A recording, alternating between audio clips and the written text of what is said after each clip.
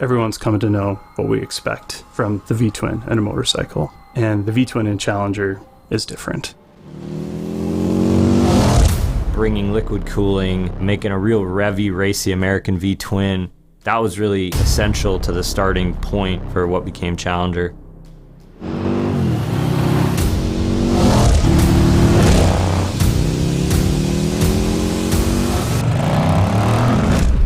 When the specs were first written, and the engine was 108 cubic inches, big V-twin, and the rev limit was going to be allowed to be 6,500, I knew that there was a lot of power potential there.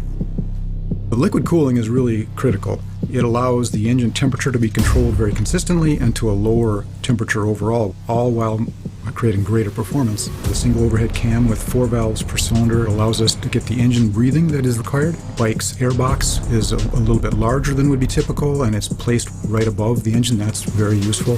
And then also having a bob-round board throttle body also allows for greater performance and snappier throttle response. As we were developing it and I was riding some of the early prototypes, it quickly became apparent to me, it's like, yes, this is the bike for me. I'm developing this bike for myself, and I hope everybody else likes it too.